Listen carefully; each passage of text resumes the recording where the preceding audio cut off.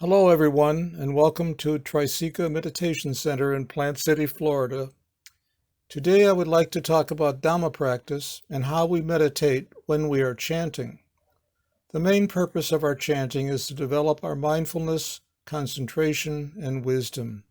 The goal is to light the path that we are walking to the end of suffering.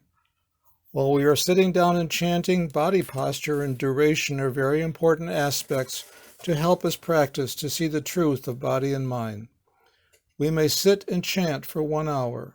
Because we want the 5 aggregates or sensations to arise by their own causes, we let everything arise. Let the mind wander off and allow the mind to be busy. But the mind will recognize this and come back to the base. Then we keep practicing to be in the present moment with mindfulness, which can develop concentration and the wisdom to see the truth of mind and body, that they are impermanent, suffering, and no self. Each time sensations arise, or each time that we sense or contact something, is the right time for us to practice. Whether the sensation is good or bad, that is the best time to practice. Even when a critical situation arises or something wonderful has happened in our life, that's a good time to practice and make sure that we are not clinging and that there is no self. Just be at the base and objectively observe it. When we are chanting, use the chant as your base or meditation object and always keep recognizing when the mind wanders off. Don't worry about the sensations yet. The main thing is to observe the mind that strays, then bring it back to the base and keep continuing with effort until the mind no longer wanders off and stays relaxed at the base. Each time the mind wanders off, it will perceive and remember each sensation that arises through the 6 sense organs. When we recognize this, the mind will eradicate the sensation and will come back to the base.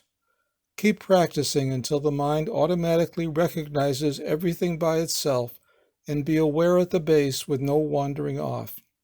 When you meditate, you might experience boredom, drowsiness, laziness, happiness, or pain in your leg or elsewhere. Just know this and relax, then bring the mind back to the chanting. In this practice, the mind will ignore the sensation and will easily let things go so wisdom can develop. When the mind is always at the base and relaxed, then concentration will arise to concentrate on stably observing. When the mind is stably observing, it will see the truth of body and mind and the 3 marks of existence. Chanting is a good way to practice mindfulness, concentration, and wisdom because most of the chants are in the Pali language, which we are not familiar with, so we are uncomfortable, cautious, and aware. This can easily lead us into the present moment and is a good way to practice to be in the present moment with mindfulness and wisdom. Those who are not familiar with our practice might think that this chanting might change their fate, brainwash them to believe in Buddha, or try to convince them to accept Buddhism. This is not true. Its sole purpose is to develop our mindfulness, concentration, and wisdom.